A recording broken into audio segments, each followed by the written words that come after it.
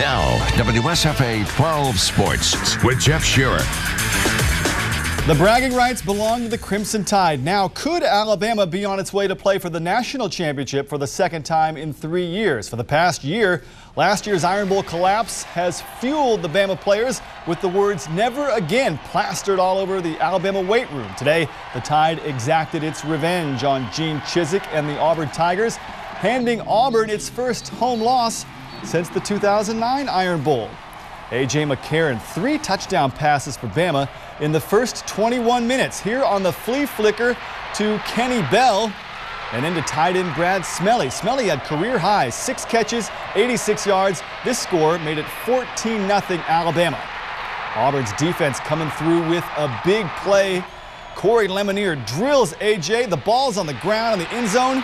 Kenneth Carter recovers for the Auburn touchdown, but Bama answers. McCarron to Trent Richardson. The Tide on top 24-7 at the half. Now that's the same score as last year's Iron Bowl, of course, up in Tuscaloosa. Start of the second half, the Tigers get even closer.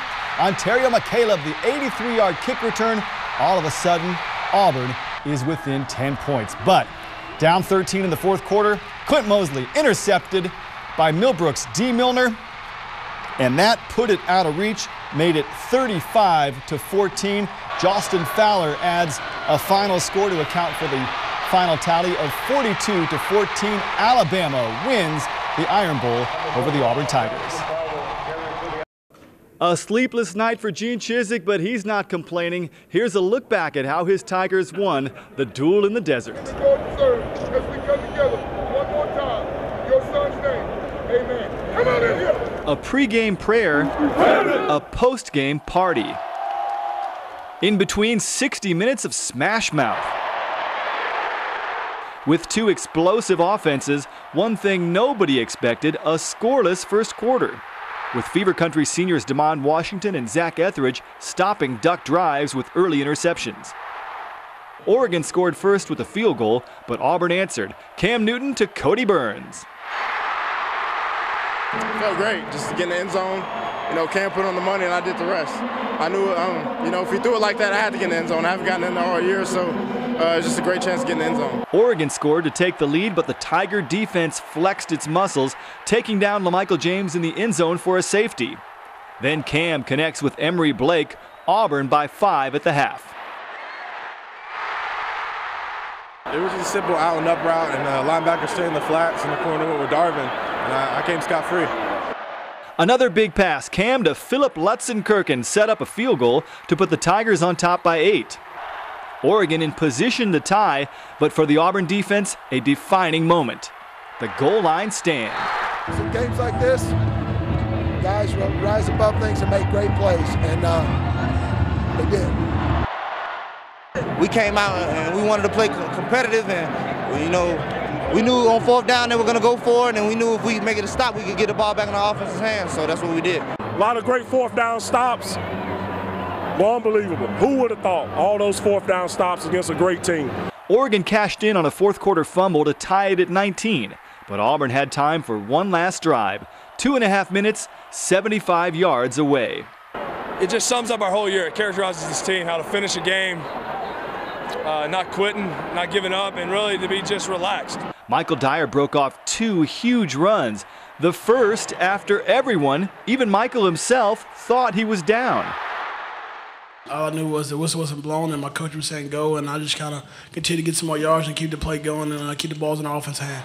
The second, down to the goal line, set up Wes Byram for his 6th and last and most important game-winning kick. Auburn 22, Oregon 19. Auburn wins. Auburn wins. It feels so good right now. It's just so unreal. I'm just trying to soak in the moment. We came a long way as a team, and the night just sealed it for us.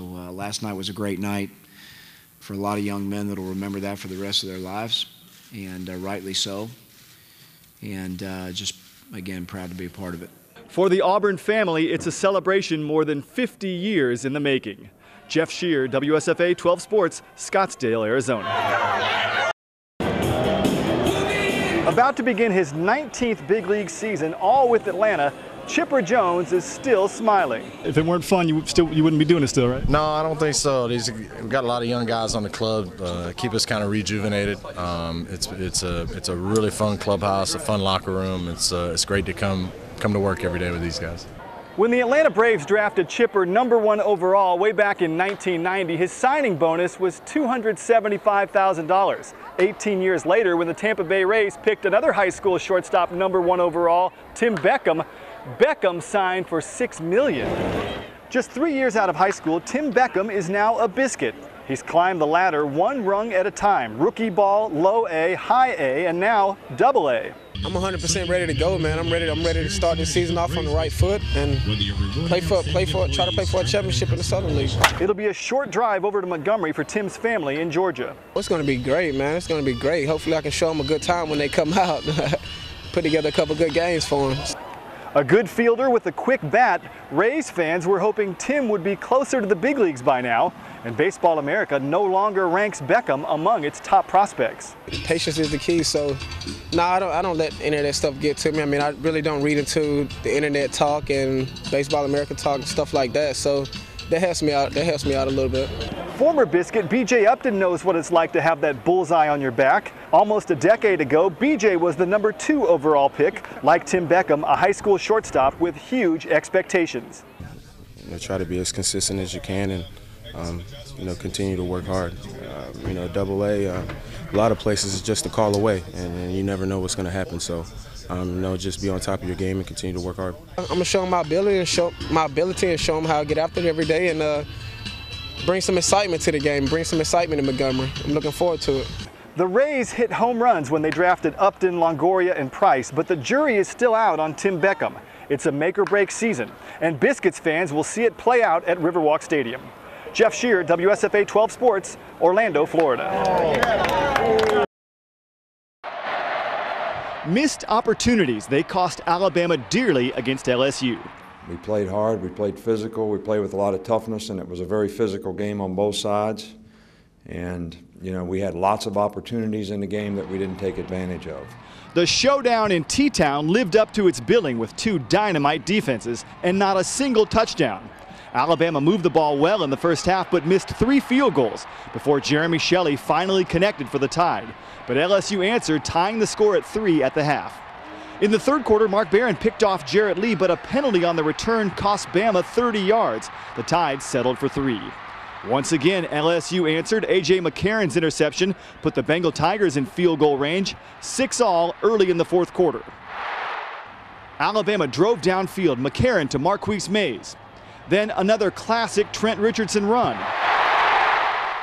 But when the Tide reached into its bag of tricks, LSU was ready. Eric Reed takes the ball away from Tide tight end Michael Williams, the biggest play of the game. Were you surprised at all when they called in this game at that time? No, I wasn't surprised. I was kind of expecting it.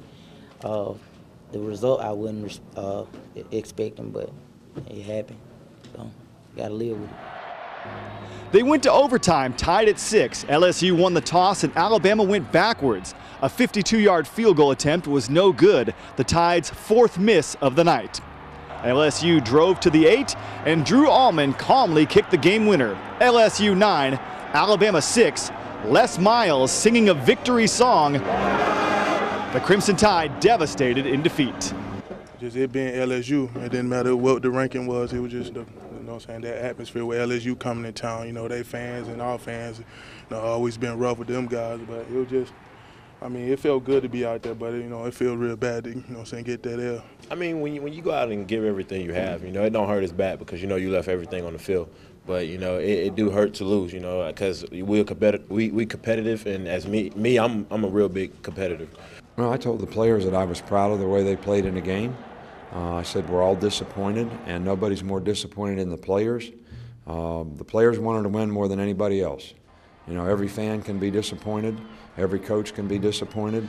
Everybody that's associated with the University of Alabama can be disappointed, but none of them feel worse than the players. They put their heart and soul into this, and I said we need to learn from this, and we need to make a commitment to the rest of the season, and you guys got too much in it. You've put too much in it. You got too much character, too much class, too much leadership here not to do and finish this season the right way. And they're all in.